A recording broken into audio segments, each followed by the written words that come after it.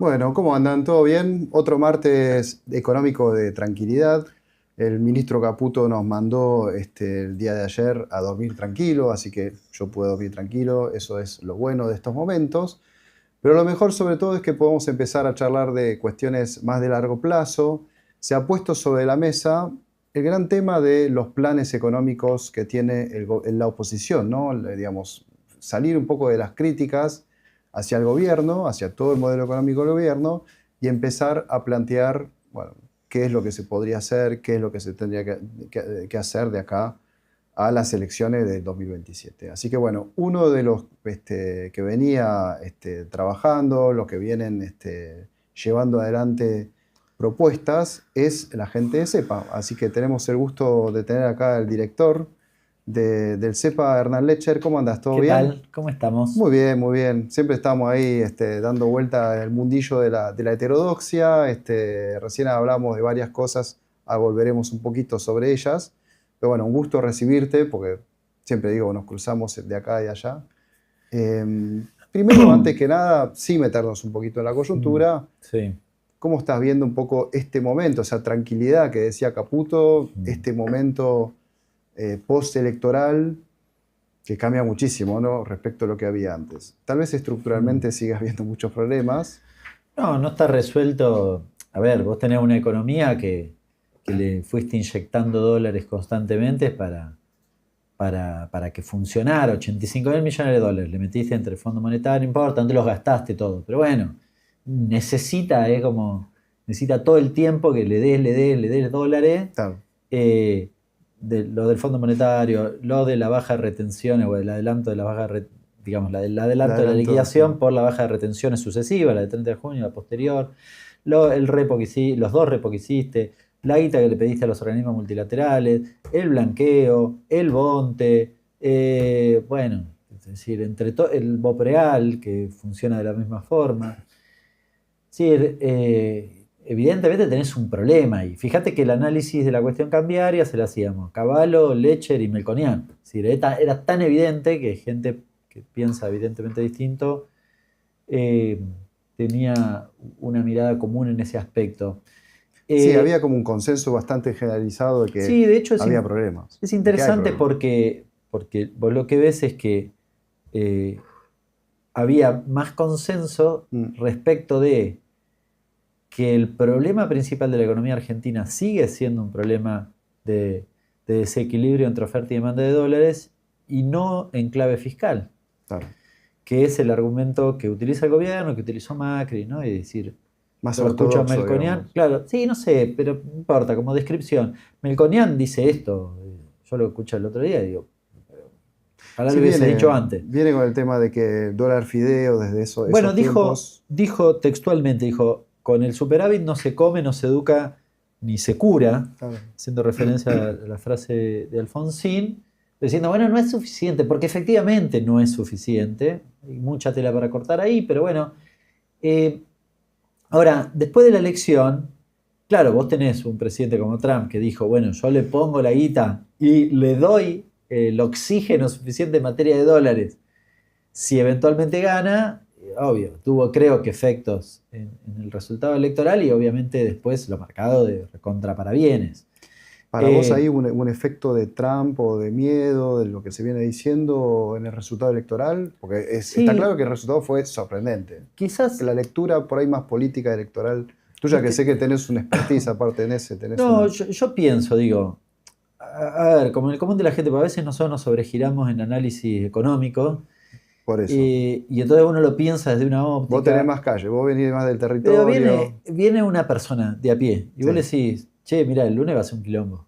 Porque además había consenso. Y es más, efectivamente, como todos veíamos que era un colador, bueno, si no aparecía la guita de Trump, era un colador. Sí, está claro. Entonces, medio que todos decíamos eso. Entonces, el escenario ¿cuál era? Y bueno, el lunes va a ser un lunes negro si pierde. Sí. Y yo prefiero que no haya lunes negro. Ese fin de semana fue terrible. No, pero va a ser dentro de 3 meses igual, vos le podés decir, ¿no? Porque no se arregla. Bueno, también dentro de 3 meses vemos, déjame, me acomodo 3 meses. Claro. Es hasta intuitivo, uno podría decir, que parece tener algún grado de razonabilidad. Vamos a decir, lo digo con el diario del lunes. Sí, no le convenía a nadie, ¿no? Pareciera que no le convenía a nadie que todo estalle, pues tampoco. No lo sé. Veo que al peronismo le servía, porque tampoco creo que hay discusiones todavía que están ahí. No, pero yo pienso, digo, a mí me preguntaba, si no estaban los dólares, ibas a tener quilombo. Sí, incluso antes. Claro. O si perdía las elecciones. Decir, no te iba a decir, no, ¿sabes qué? Está todo bien, porque va a funcionar. No. El problema es que el gobierno hizo buen uso para sus objetivos, me refiero, de ese escenario que fue también construyendo. Muy audaz, si querés, todo lo que quieras, pero sí le dio resultados, lo digo con el diario del lunes. Sí, está bien, lo digo con el diario del lunes. Sí, 2-0, digamos. Pero efectivamente lograron ese objetivo. Insisto, después de la elección, los mercados fantásticos, todo contento. En el mediano plazo sigue la duda, es decir, vos habías hecho en abril o algo muy parecido con el Fondo Monetario Internacional, los 6 meses fuiste a pedirle lo mismo a Estados Unidos. Así que, claro, dentro de 6 meses tenés la gruesa. Entonces quizás, bueno, logro empalmar con eso. Haces un puente. Bueno, y gano, qué sé yo, casi un año. Puede ser. Claro. Me parece que el gobierno tiene una oportunidad, o el equipo económico tiene una nueva oportunidad de barajar y dar de nuevo en la cuestión cambiaria. Porque, a ver, si vos mirás en orden de prelación, ¿qué miraba el mercado? Decía, bueno, che, ¿quién pone la guita de enero? 4.500 millones de dólares. ¿Quién los pone? Bueno, los pone Trump. Bueno, listo, nos quedamos tranquilos. Fantástico. Listo, ¿está todo resuelto? No. Faltan 2 cosas. Bueno, ¿a qué tipo de cambio nos vamos a funcionar? Pues vamos a funcionar y la cuestión de la cuenta corriente cambiaria. Bueno, ¿y qué hacemos con eso? Y bueno, no sé, las soluciones son las que hay. Es decir, o devaluás un cacho o pones restricciones, no hay muchas opciones. Claro. Podés mejorar las exportaciones a mediano plazo, o tomar deuda, bueno, está bien, pero en un punto medio que no está funcionando, ¿viste? El mercado quería ver, tuviste que ponerla, Besen tuvo que ponerla, si no, Sí, no sí, sí. funcionaba con el pico nomás. Entonces, había llegado y está en parte en ese escenario. Claro, da la impresión que el vencimiento lo tenés más o menos acomodado porque la plata está de última, pero el otro no está resuelto. Y acá digo que vuelve a tener una oportunidad el gobierno en el sentido de que, bueno, con el resultado electoral que evidentemente le compra tiempo, puede eh, rediscutir dónde ubicarse en la cuestión cambiaria. Y esto es un poco lo que estamos debatiendo hoy. Y Sí, acá sí. también hay algunas inconsistencias, ¿no? El mercado, fíjate que las acciones y el equity, los bonos suben, pero el dólar queda ahí como una cosa rara. ¿Por qué? Yo le pregunto a aquel que nos está escuchando del otro lado, a 1500, ¿vos comprás o vendés? Bueno, lo hice ayer en un encuentro que tuvimos en la Universidad de San Martín. Y acá me decían, yo compro, y el otro decía, yo vendo. Claro, porque no sabes para dónde va a ir, porque no está definida. Ahora Caputo dice dentro de 30 días le digo, bueno, no sé qué. Y dicen esta cosa, viene Milei y dice, no, vamos a sostener las bandas, Caputo un día te dice eso, pero después dice, bueno, pero el dólar a 1500 estoy cómodo, pero el dólar a 1500 es el techo de la banda, no está bien. O Claro. sea, hay una inconsistencia. Sale el Banco Central y dice, nosotros vamos a comprar dólares. Ah, bueno, entonces va a ir para arriba.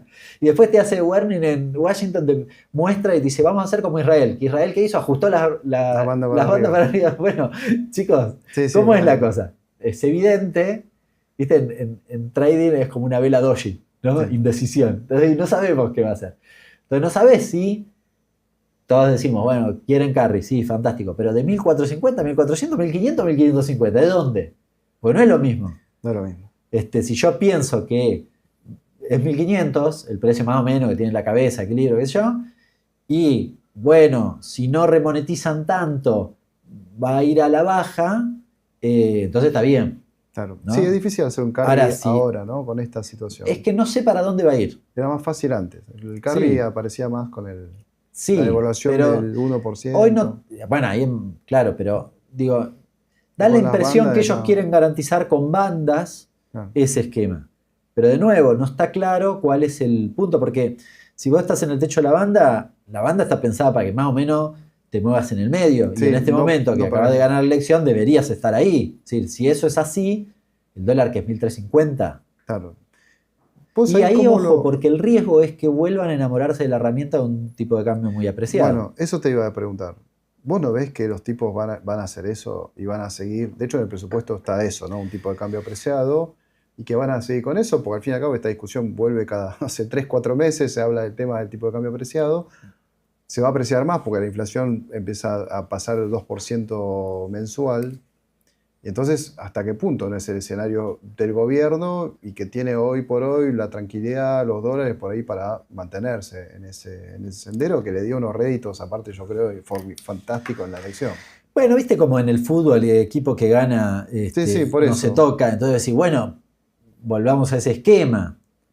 Yo de nuevo digo, tiene una nueva oportunidad del frente cambiario Claro. revisarlo. Si me corres un cachito, hay varias versiones. Si vos me corres un cachito, yo tengo la sensación de que Milei es un enamorado de los 90, así que tendería, y en general por las declaraciones que ha hecho, él cree que la Argentina debería tener un dólar o un peso más apreciado, Sí. un dólar más abajo y más abajo de Y 1500, un tipo de supongamos. cambio de fijo sería como Bueno, ideal para sí, ellos, tal me vez sí, parece. pero digo que podría funcionar ahí si yo logro Claro. bajar el riesgo país con el rolea. No necesito ni siquiera dólares. Ese es un poco el esquema. Ahora tenés el Fondo Monetario y le dice, chico, así no funciona. Me estás incumpliendo las metas. Las metas vamos a incumplir la de diciembre en 9.000 millones. Sí. Y las metas originales en 16.000 millones las vamos a cumplir. Es decir, maestro, la chocaste. O Sí, con sí. lo que firmaste no le diste bola. Después viene Estados Unidos. ¿Y Estados Unidos qué dice? Bueno, no sé, no me queda tan claro. Esto lo he debatido con colegas, ¿no? Dice, no, Estados Unidos quiere que acumule reserva. No sé, porque las economías en algunos productos importantes compiten. Entonces, a veces cuando lo putean los farmers, Bueno, una forma es que la Argentina esté apreciada. Les conviene a ellos. Claro. Entonces, no sé si son tan promotores de un tipo de cambio más alto acumulando reserva, ¿no? Y después, qué sé yo, el mercado, lo que podrían decir el mercado, que para mí es injusto, pero en el mercado estamos todos. Pero si querés, lo que corta un poco el bacalao, y tiendo a pensar que les interesa más bien un tipo de cambio un poco más alto que garantice un esquema cambiario de más tiempo. Y después tenés los que están particularmente interesados porque les beneficia en términos económicos. El agro siempre va a querer uno más devaluado porque gana más guita. Claro. ¿No? Pero fíjate que hay 80.000 versiones. Sí, sí. ¿Cuál van a ser? No lo sé. Tienen la oportunidad de reacomodarlo.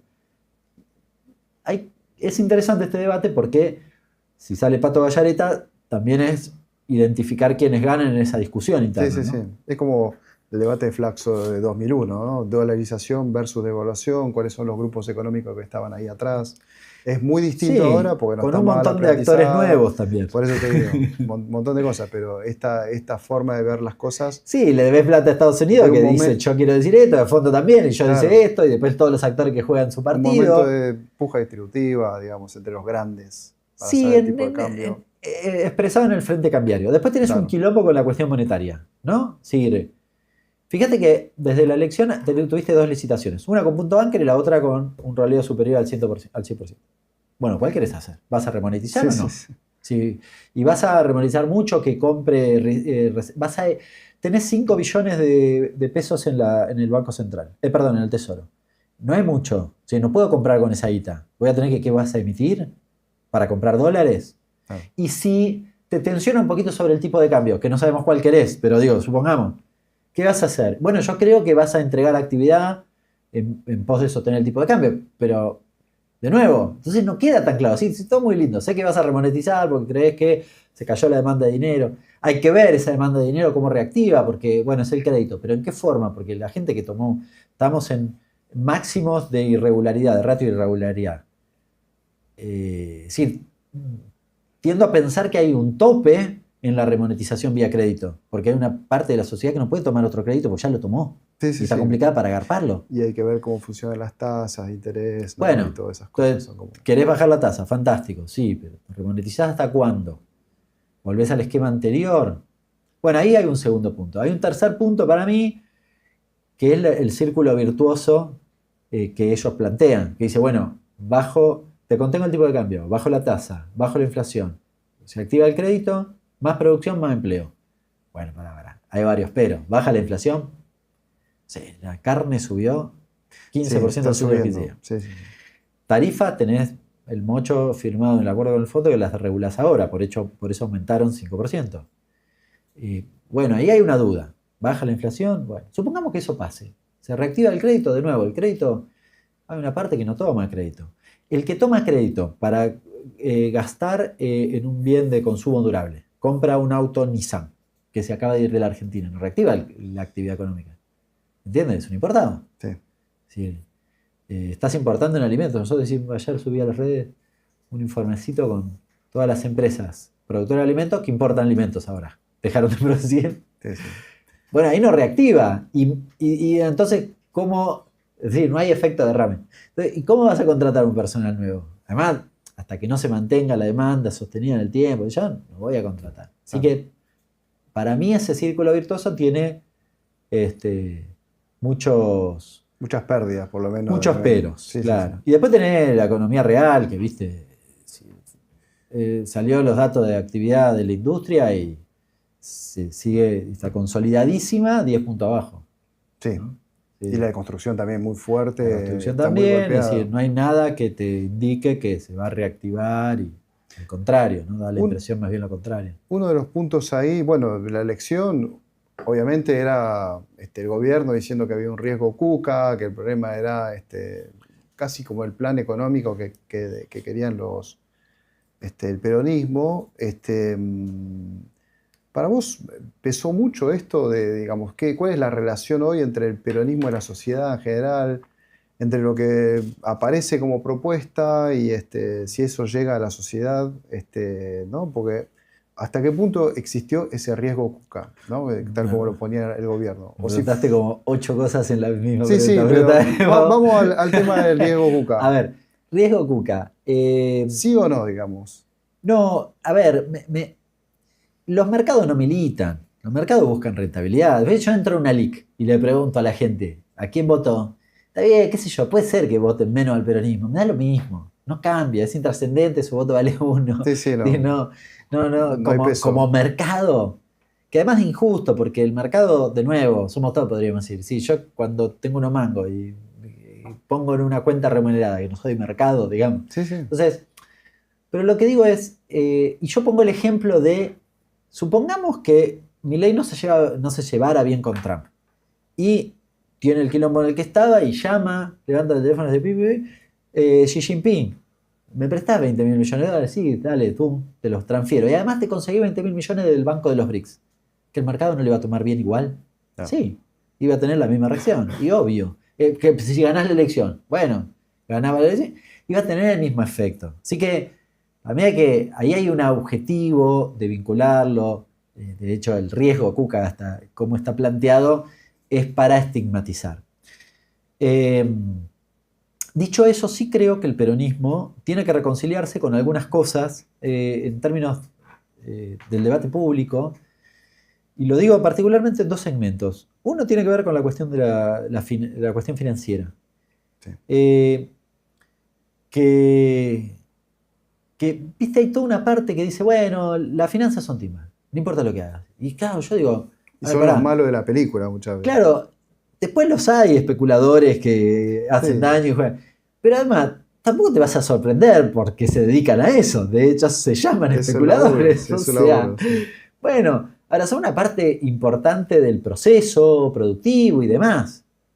Obviamente, y necesarios para un proyecto de país si vos querés crecimiento y crecimiento de la producción de bienes. Entonces, Igual ahí endilgarle hay al distintos mundo bichos, ¿no? financiero las decisiones de la política, creo que es un error. Sí, sí. ¿No? Es decir, yo pienso en un país productivo, bueno, tiene que tener un segmento financiero con una orientación. Pero de nuevo, porque además en esa lógica financiera está el tipito que tiene unos mangos y dice, uy, a ver, ¿en qué invierto? ¿Qué está timbiando? Dale, estamos en el mundo del dinero fiduciario. Obvio que para que el dinero siga siendo reserva de valor va a ser algo. Así que, y me parece que ahí hay que recuperar un diálogo. Hay que recuperar un diálogo. Nosotros con CEPA, viste, hace rato empezamos a hacer cada 15 días un newsletter financiero monetario donde hablamos raro, viste, le hablamos al segmento que discute eso, pero porque sí, porque de nuevo no tiene, las finanzas no son peronistas o antiperonistas, pero sí me parece que el peronismo tiene que tener una propuesta o tiene que tener una serie de ideas en ese aspecto. Milei se hace el genio de la finanza, después la choca, ¿no? Caputo era el no sé qué, el O Messi de la peor, te arma finanza, un Libra, una cripto, después termina, claro. una cosa rara. Ahora, si no explicas del otro lado ninguna cosa, me parece que ahí hay un lugar para ocupar, eso. Y creo que algo parecido pasa, un poco menos, pero pasa también en la lógica de analizar de manera binaria el empresariado, ¿no? Es decir, Claro. yo soy San Martín, ¿cómo no voy a pensar en los empresarios? Ahí ¿No? Es tenés decir, Villa Ballester, todo claro. eso. Sí. Después hay empresario bueno y malo, pero no se puede analizar como bueno y malo. El empresario quiere ganar plata. No importa quién vote, quiere ganar plata y está bien que así sea. Después, el empresariado tiene que ser parte, si eventualmente en un proyecto político, eh, la propuesta económica de ese proyecto político tiene que articular los intereses, que incluyen los intereses del sector financiero, del empresariado y demás. Claro. Hace unos días yo contaba la anécdota, la tuiteé hace unos días y la puse en una nota en página el domingo. Dal Poyetto hace la entrevista a Jairo Strach en un Sí. streaming y recuerda el ejemplo de Miranda. Es interesante porque en el debate que yo he tenido en el último tiempo sobre las propuestas con Nathanson y compañía, en un momento aparece Arias, que fue secretario Roberto Arias. de Roberto Arias, de Tributario, no me acuerdo, y dice, bueno, yo propongo 3 empresarios, nombra a Daniel Herrero, entre ellos, con el que tengo, me parece una persona muy piola, pero digo que me parece válido la misma lógica. Sí, para el que no siguió un poco, él decía que el peronismo tenía que tener un ministro de Economía que sea empresario, ¿no? Un poco es Claro, eso decía Arias, Que decía Arias, antes de eso, Nathanson decía alguien que sea amigo del establishment, ¿no? Sí. Digo, ahí me parece que prima la política. Traigo el caso de lo que decía Dal Poyetto, porque ella pone el ejemplo de Miranda, que Perón le pide a Miranda, dice, tengo un quilombo con los trenes. Es empresario Miranda, buen empresario. Sí, sí. ¿no? Y le dice, hacete cargo del Consejo Económico. Tengo un quilombo con los trenes. Me lo quiero quedar y no tengo plata. Bueno, Miranda va y hace una operatoria donde le paga con la deuda que tenía. Sí, en realidad con cosas del mismo, de los mismos trenes, ¿sí? Los predios que tenía y los terrenos y qué sé yo, con eso mismo. Y después creo que una parte de producción de granos de exportación que la Argentina le exportaba, así que lo hace sin plata. Sí, sí. Ese sí, en serio, es un buen economista sin plata. No sé si era economista, pero bueno.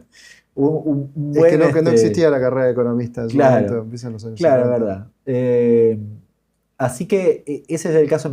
Pero fíjate, digo, el peronismo no es ni antiempresario, bueno, ni el otro dogmático. ejemplo es Helvar, obviamente. Bueno, otro ejemplo es Helvar, sí, que dos ministros de economía clave para los gobiernos peronistas, que fueron dos empresarios. Esos tipos no van a ser ministro de economía o a tener el rol que tuvo Miranda para hacer negocios de su sector.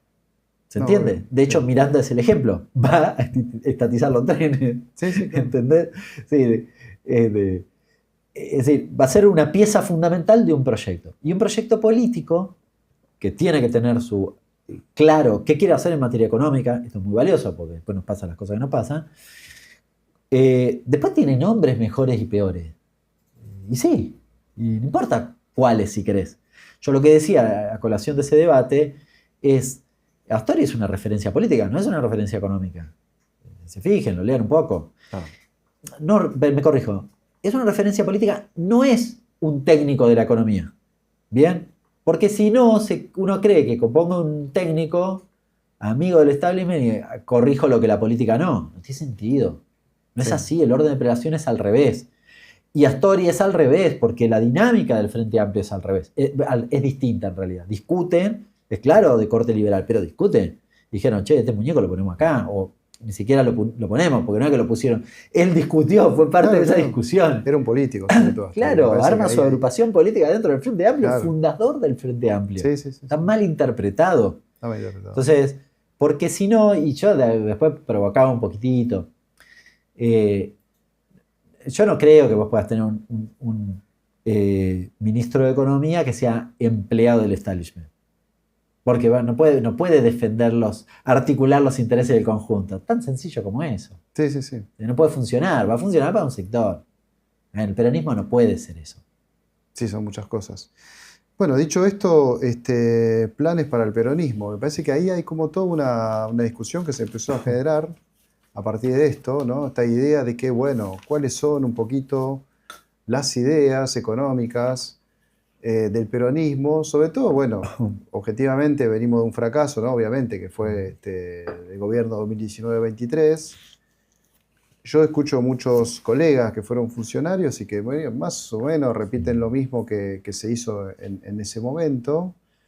Pero me pareció interesante, bueno, a grandes rasgos, digamos, lo que se podría empezar a plantear desde la oposición, digamos, en vista ya del 2027. Sí. Hay varias cuestiones. Podríamos... Sí, yo sé que ustedes lo ven laburando, tienen como ver aspectos fiscales, ver aspectos cambiarios. Yo quiero detenerme por un segundo en la parte más productiva, que creo que, bueno, este gobierno obviamente ataca la cuestión productiva, así que me parece que la contracara es importante poder contarla. Nosotros, la política de la oposición no ha tomado propuestas, por ejemplo, en la reciente campaña electoral, cosa que creo que hay una revisión crítica de ello. Esto no significa que no haya habido. De hecho, esta propuesta que voy a mencionar, nosotros la hicimos públicas en mayo del 24. Proyecto de GNL, de agregado de valor del GNL, a raíz de retomar el viejo proyecto de ley que se había votado, creo que en diputados y no se votó en senadores, o al revés. que básicamente era un proyecto que hacía una serie de concesiones para la inversión en lo que tiene que ver con GNL, pero tenía libre disponibilidad del 50% de divisas, que contrasta, para mí es como un ejemplo muy paradigmático que contrasta con el RIGI, ¿no? Sí. De hecho, cuando Milei asume, Petronas, las autoridades de Petronas van a ver a la plana mayor. En ese momento estaba de jefe de gabinete, primer jefe de Sí, gabinete este muchacho que era amigo de él, pero que venía de Arnequia, no me acuerdo cómo se llamaba, sí. y Caputo en esa reunión, y los de Petronas le dicen, che, aprueben la ley, nosotros queremos hacerla. Claro, después sale el RIGI y los tipos dicen, bueno, ahora queremos RIGI. Y claro, Quedaron ahora afuera queremos la otra. Claro. Pero lo cuento porque esa ley y el agregado de valor en GNL, dejándole divisas y montando plantas que queden acá Claro. físicamente en la Argentina. Para contar un poquito, para el que no sabe, digamos, el gran tema de Vaca Muerta es que saca gas, y el tema del gas es que después hay que hacerlo líquido para poder exportarlo más fácilmente en barco. Y Argentina eso necesita tiene unas plantas enormes que son de las que estás hablando. Claro, Argentina tiene reserva y recursos de petróleo y gas. Hoy lo puede sacar a precio de la cuenca de Estados Unidos, y como Permian, al mismo precio. Si tenés resuelto eso, tenés un problema de transporte es un buen caminado con los gasoductos y demás. Claro, para la exportación del gas en particular tenés que licuarlo porque ocupa menos espacio, básicamente. Claro. Entonces se hace ese proceso de licuefacción, que lo podés hacer en una planta en tierra o lo podés hacer con un barquito, ¿no? Pero no tienen la misma magnitud, y obviamente en tierra implica mano de obra, insumos, cosas que en el otro caso no, y además el otro, si te evito no me acuerdo, me voy, chau. Sí. Son no barcos me pinta de bandera que no sabes de dónde. Cambio la ubicación del buque, lo pongo en otro lado, se acabó. Sí. Entonces, ahí había una cosa para hacer, nosotros retomamos ese proyecto. El de industrialización del litio, vos sabés, a mí me tocó ser vicepresidente de IPF Litio, es una cosa que me interesa mucho, trabajé mucho el tema, y la propuesta es de agregado de valor en la cadena del litio, con varios aspectos interesantes. En general no se conoce la cadena del litio. El litio es básicamente un recurso que te permite la conservación de la energía, no produce energía, conserva energía en un proceso químico. Lo que se exporta hoy en la Argentina es carbonato de litio, poquito, pero carbonato de litio, que es el primer proceso primario / industrial. Sí, primer paso. Que se utiliza. Ahora vienen tres etapas posteriores: material activo, celda, batería. Obviamente el escalado de valor es imprescindible porque, por ejemplo, el material activo vale 3-1 respecto del valor del carbonato de litio, con lo cual es un sinsentido no recorrer la cadena, ¿no? Es decir, nosotros promovemos en ese proyecto primero una cuota, un porcentaje obligatoriamente de procesado en la Argentina. No, cuando nosotros lo empezamos a discutir, yo de hecho estaba en la mesa del litio en ese momento, no había resistencias. Porque hay que entender cómo funciona la cadena, si lo digo escuetamente. Estamos discutiendo los autos eléctricos, porque claro, este celular tiene una batería, pero tiene un poquito de litio, pero no estamos discutiendo eso. Pues no. El gran negocio son los autos. Es la transformación de los autos a combustión a autos eléctricos o híbridos eléctricos. Para eso necesita batería de litio. Es muy costosa. Respecto al valor del auto, la batería de litio tiene un peso significativo en el costo del auto. ¿Cuál es el riesgo? Mire, yo lo traje acá. No se va a ver, pero mira, este es un mapa, a ver si llega a ver. Mira, es un mapa del mundo que tiene en rojo los casos de terminales, y en azul, digamos, en las escalas de azules, tiene los proyectos de producción o agregado de valor del carbonato de litio, o batería, si querés, ¿no? ¿Qué es lo interesante de esto? Bueno, si vos mirás Sudamérica. O sea, vos tenés mucho en China y en Estados Unidos, claro, que tenés terminales automotrices y proyectos de elaboración de litio. Después algo ahí en Canadá, qué sé yo, pero básicamente esos dos. Mirá Sudamérica. Tiene terminales en Brasil y Argentina, ¿sí? Y después, si querés agregarle México, no tiene proyectos de elaboración de baterías de litio. Claro. ¿Se entiende? Sí. Ahora, ¿quién tiene litio? Argentina, Chile y Bolivia. Sí. Brasil tiene poquito. Entonces, ¿cómo es la cosa?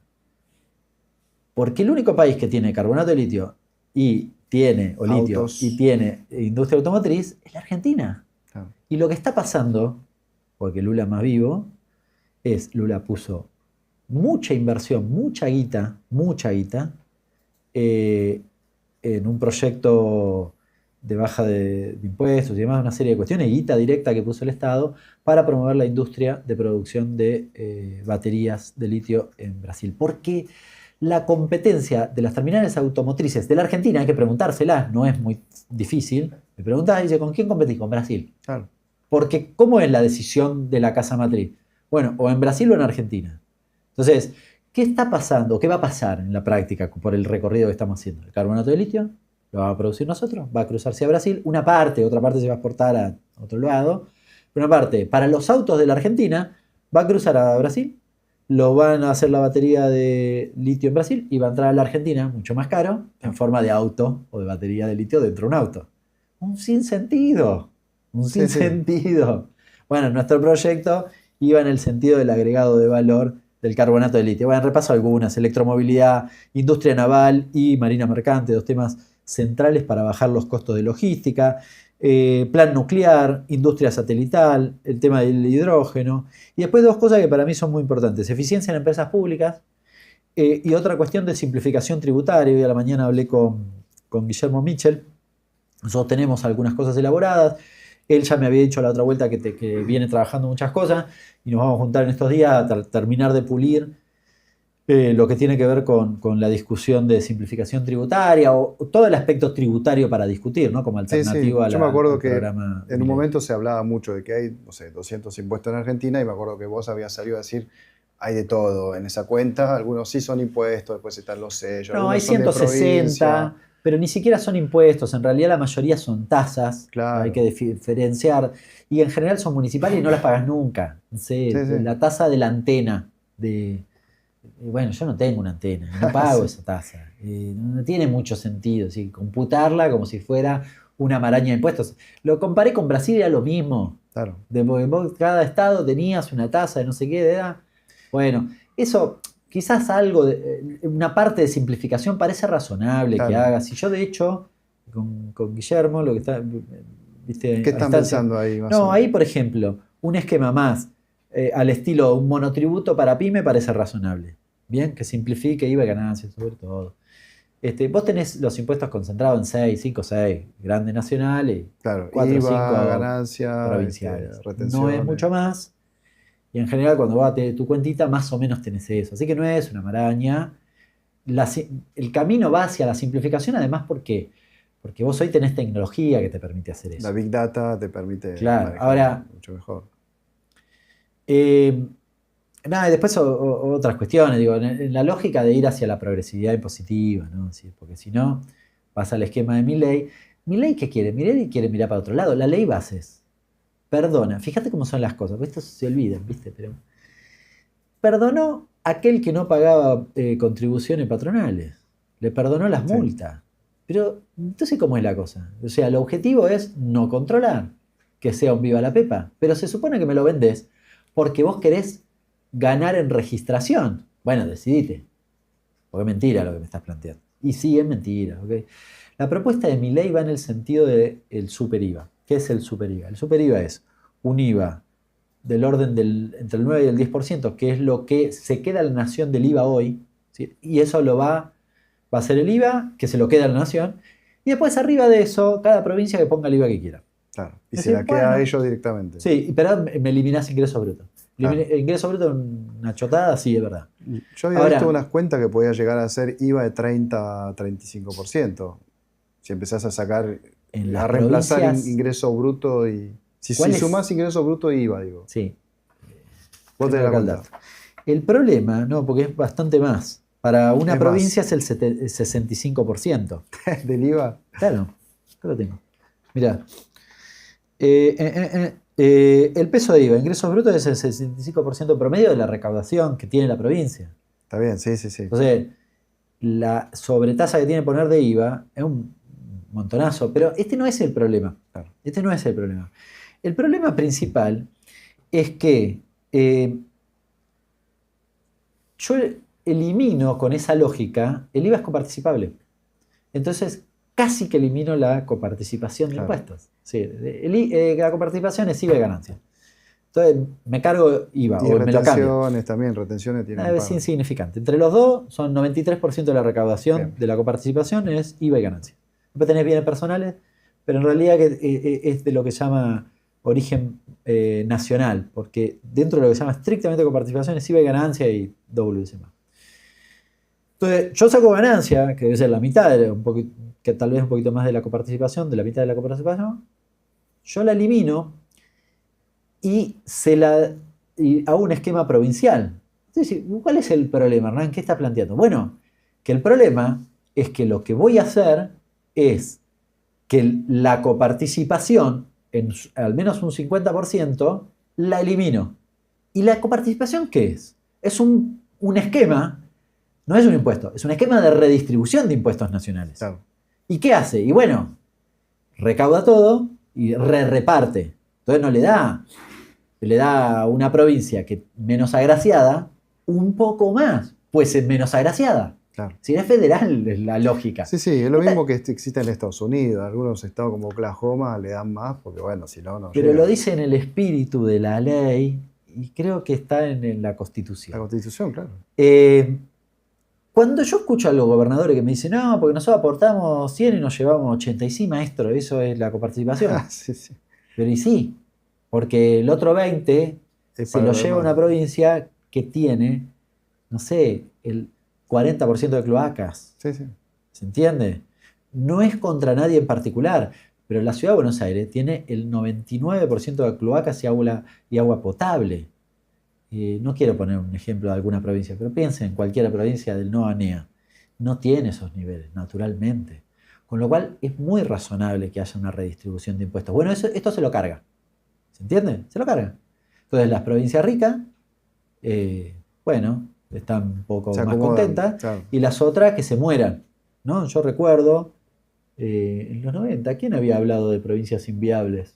Caballo venía siempre se habló de regionalización en un momento, de juntar a varias provincias, de hacer como 7 grandes provincias. Sí, siempre hubo una idea dentro del liberalismo de... ¿Y en la práctica qué va a hacer? Porque, ¿para qué usa? Porque acá también hay otra mentira. No, pero bueno, no usan la plata para... Miren, salud, educación y seguridad es el 50% en Córdoba, por ejemplo. ¿Se entiende? El 10% es coparticipación en municipios. Pongo un ejemplo al azar, Córdoba. 5% infraestructura. Agarraste los mejores ejemplos, 7% poder judicial. Sí, tengo ahí todo. Sí, cuando yo me cargue la coparticipación, bueno, Córdoba la compensará con IVA, pero otra provincia que de repente no recaude lo que le transfieren hoy de coparticipación por la porción del IVA, bien, y va a tener que recortar en salud, educación o seguridad, que es mayoritariamente lo que dedican la guita a las provincias. Casi cualquier provincia tiene más o menos esa estructura. Claro. Entonces va a tener que, no es en no sé qué, ¿viste? Porque después te inventan cosas. Pero bueno, ¿cómo es el super IVA en el mediano plazo?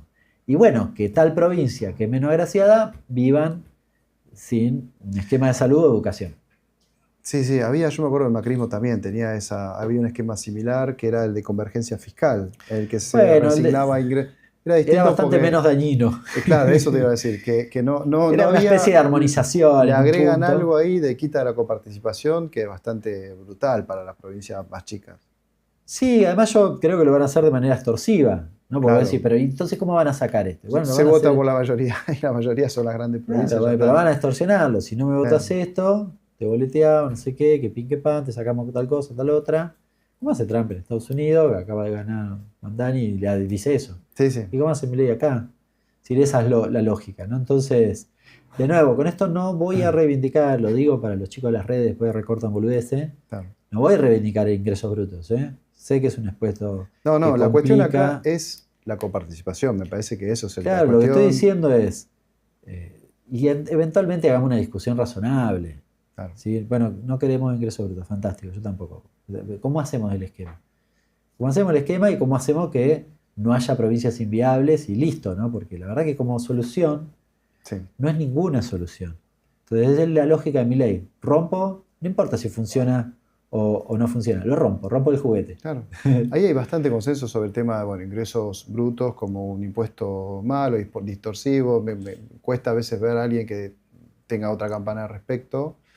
Después, uno de los grandes debates, yo a veces digo, ¿no? Si lo miras solo desde lo productivo, al agro no sé si está para seguirle cobrando 35% de retenciones, por ahí ir a buscar esa plata en otro lado, porque evidentemente, digamos, hay un problema con, sobre todo el que alquila. El que alquila no está, vos ves los datos y no está Necesitas llegando una ley a la de arrendamiento. Tal vez pase por otro lado. Y probablemente segmentación. Por ahí la contra es que vos sacás retenciones y en verdad no es que le estás dando algún changüí al tipo que alquila, sino que es una plata que va directamente al propietario.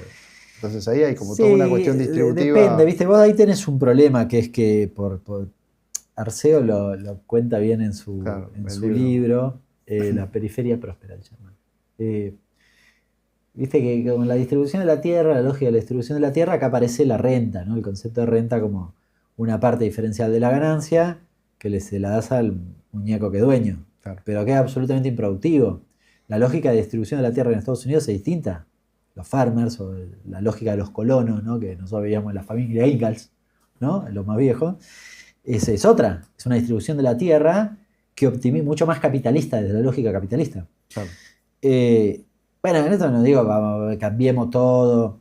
Ahora, lo que digo reforma agraria, digamos, no necesitas una ley de arrendamiento que de alguna manera acomode eso. Y a mí me parece que los derechos de exportación tenés que acomodarlos a un esquema probablemente de tamaño de producción y demás. Claro. Que no es sencillo porque, viste, fíjate el ejemplo de la baja de retenciones a cero.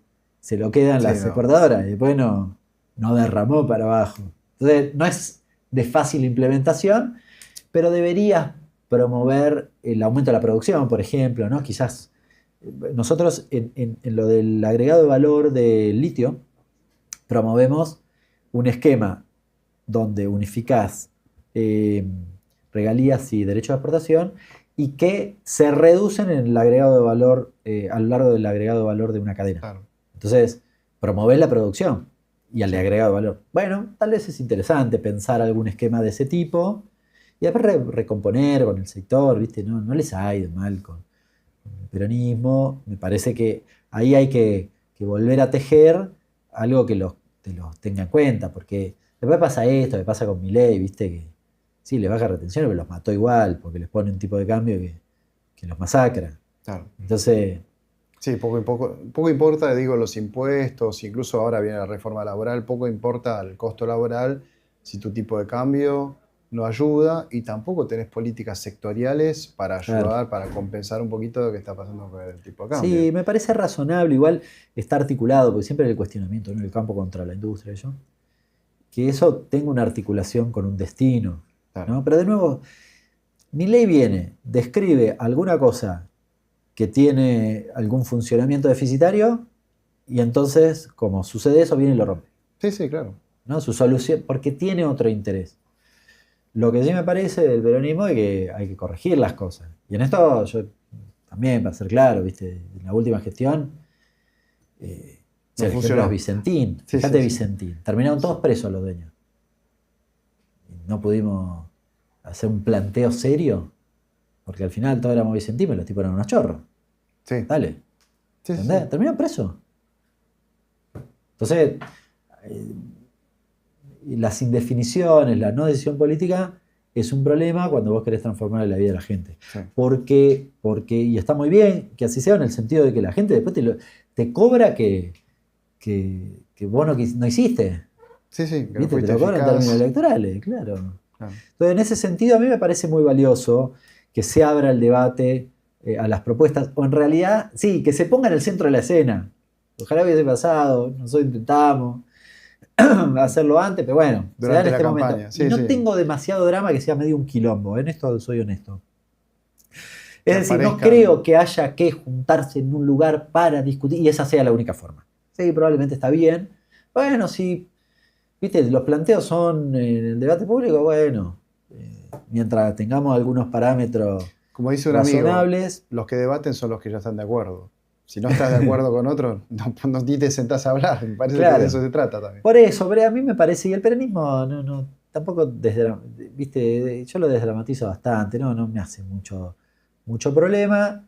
Sí tratar de clarificar qué momento, querés. Además, ¿no? Para charlar, para ser un poco más libre en algunas propuestas, pues bueno, no estás en el gobierno y hay cosas que están cambiando bastante. Eso sí, lo que sí me parece que después hay que tener claro cuál es, de nuevo, un proyecto político tiene que articular los intereses de sectores, ¿no? Sí. Y en eso yo soy muy receloso, porque claro, el riesgo de debatir así, medio a cielo abierto a veces, es que viene uno, te hace supuestamente planteo bonito, pero está defendiendo los intereses de tres tipitos. Sí. Eso no. Sí, porque también los hay, empresarios que después, con el compre nacional, el compra argentino, la ley de compra argentino, después te licitan con precios más altos y... Sí, hacen cualquier cosa. Sí, dice, no, pero... Bueno.